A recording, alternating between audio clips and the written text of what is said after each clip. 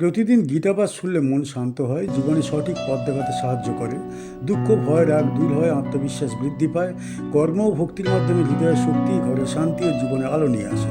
তাই প্রতিদিন আমাদের চ্যানেল থেকে 2টি শ্লোক সহ একটি পাঠ শুনুন।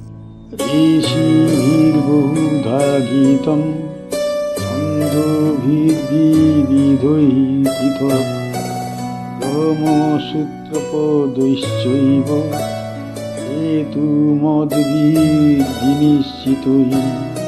শ্রী ভগবান বললেন, এই তত্ত্ব ঋষিগণ নানাভাবে পেয়েছেন, বিভিন্ন ছন্দে পৃথক পৃথক রূপে বর্ণনা করেছেন এবং যুক্তি সম্বলিত সুস্পষ্ট ব্রহ্মসূত্রের পদসমূহের দ্বারা নিশ্চিতভাবে প্রতিষ্ঠা করেছেন।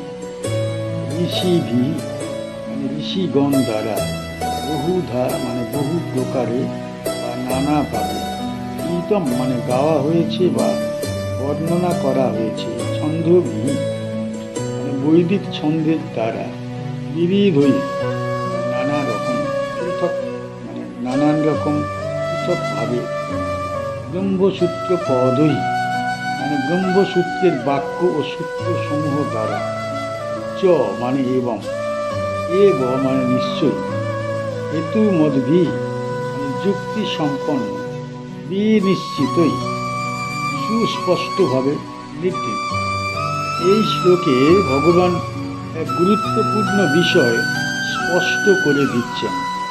তিনি বলছেন যে ক্ষেত্র ও ক্ষেত্রজ্ঞ সংক্রান্ত যে জ্ঞান তিনি দিচ্ছেন তা কোনো নতুন বা কল্পিত মত নয়।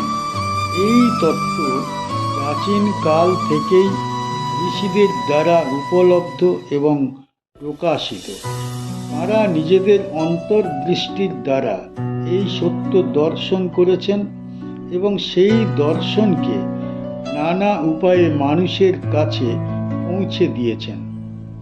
ঋষিরা কেবল একটি ভাষা বা একটি ছন্দে এই সত্য প্রকাশ করেননি, বৈদিক ছন্দের নানাবিধ রূপে বিভিন্ন স্তোত্র ও মন্ত্রের মাধ্যমে এই তত্ত্বকে গীত করেছেন। কখনো উপমার দ্বারা, কখনো গভীর দার্শনিক বাক্যের দ্বারা তারা বোঝাতে চেয়েছেন যে দেহ ও আত্মা ভিন্ন, ক্ষেত্র ও ক্ষেত্রজ্ঞ পৃথক। এই বহুধা প্রকাশের উদ্দেশ্য একটাই, যেন বিভিন্ন স্তরের মানুষ নিজ নিজ যোগ্যতা অনুযায়ী এই সত্য উপলব্ধি করতে পারে। এর পাশাপাশি শ্রীকৃষ্ণ ব্রহ্মসূত্রের উল্লেখ করেছেন। ব্রহ্মসূত্র হল বেদান্ত দর্শনের সংক্ষিপ্ত কিন্তু অত্যন্ত গভীর সূত্রসমূহ, যেখানে যুক্তির দ্বারা পরম সত্যকে প্রতিষ্ঠা করা হয়েছে। শ্রীকৃষ্ণ বলছেন, এই তত্ত্ব কেবল কাব্য বা অনুভূতির বিষয় নয়, এটি সুদৃঢ় যুক্তির উপর প্রতিষ্ঠিত। হেতু মদ্ভিহি কথাটির মাধ্যমে তিনি বোঝাচ্ছেন যে এই জ্ঞান বিচার বুদ্ধিতে পরীক্ষিত, সন্দেহের ঊর্ধ্বে। এখানে আরও একটি সূক্ষ্ম বিষয় আছে। ঋষিরা যেহেতু এই তত্ত্ব বহুধা প্রকাশ করেছেন, তাই শাস্ত্রের মধ্যে ভাষা ও প্রকাশভঙ্গির ভিন্নতা থাকলেও সত্য এক এবং অভিন্ন। বাহ্যিক ভিন্নতা দেখে বিভ্রান্ত না হয়ে অন্তর্নিহিত তত্ত্ব উপলব্ধি করাই প্রকৃত জ্ঞানীর লক্ষণ।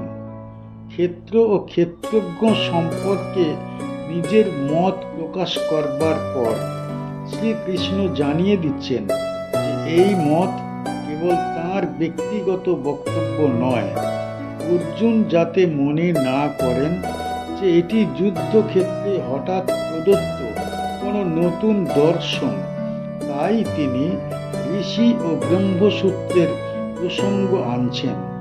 কুরুক্ষেত্রের যুদ্ধের মাঝে দাঁড়িয়ে অর্জুনের মনে এখন নানা সংশয়। শ্রীকৃষ্ণ এই শ্লোকের মাধ্যমে সেই সংশয় দূর করে দিচ্ছেন এবং শাস্ত্রসম্মত ভিত্তির উপর কে স্থাপন করেছেন।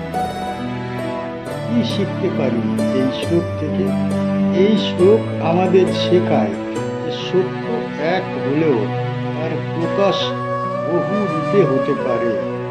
শাস্ত্রের বিভিন্ন ভাষা, ছন্দ ও ব্যাখ্যার আড়ালে লুকিয়ে থাকা মূল তত্ত্বকে বুঝতে পারাই আসল শিক্ষা। এতে আমাদের মধ্যে সহিষ্ণুতা ও গভীর দৃষ্টিভঙ্গি জন্মায়। সবচেয়ে বড় শিক্ষা হলো যে জ্ঞান যুগ যুগ ধরে ঋষিদের দ্বারা গীত, পরীক্ষিত এবং প্রতিষ্ঠিত, সেই জ্ঞান গ্রহণ করলে জীবনের দিশা ভ্রান্ত হয় না।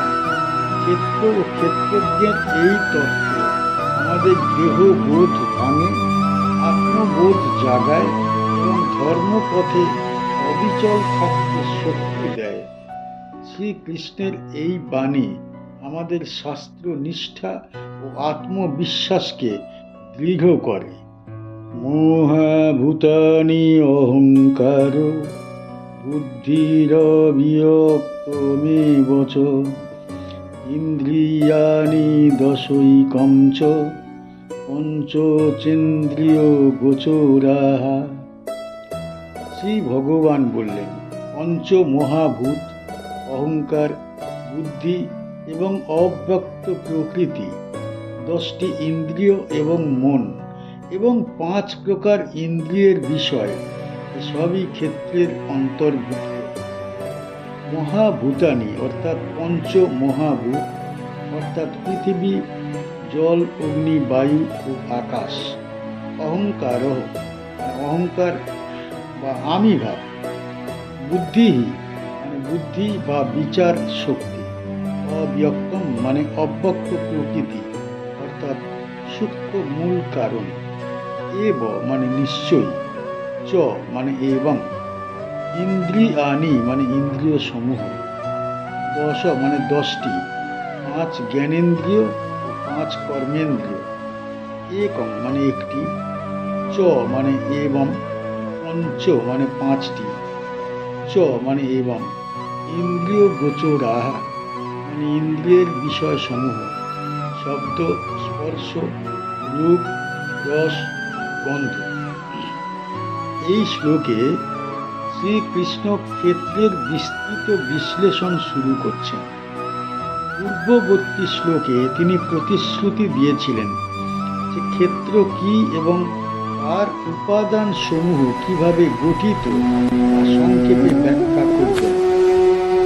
এই শ্লোক সেই ব্যাখ্যার প্রথম ধাপ। এখানে তিনি স্পষ্ট করে দিচ্ছেন যে ক্ষেত্র কেবল স্থূল দেহ নয়, বরং স্থূল ও সূক্ষ্ম উভয় স্তরের সমন্বয়। প্রথমেই তিনি পঞ্চমহাভূতের কথা বলেন। এই পঞ্চমহাভূত থেকেই স্থূল দেহ দৃশ্যমান জগতের সৃষ্টি। দেহের গঠন, বৃদ্ধি ও বিনাশ সবই এই মহাভূতের নিয়মে আবদ্ধ। এরপর তিনি অহংকারের কথা উল্লেখ করেন। অহংকারই সেই শক্তি যার দ্বারা মানুষ দেহ ও মনের সঙ্গে নিজেকে এক করে দেখে। অহংকারের প্রভাবে মানুষ বলে যে আমি কর্তা, আমি ভোক্তা। এই অহংকারী বন্ধনের মূল।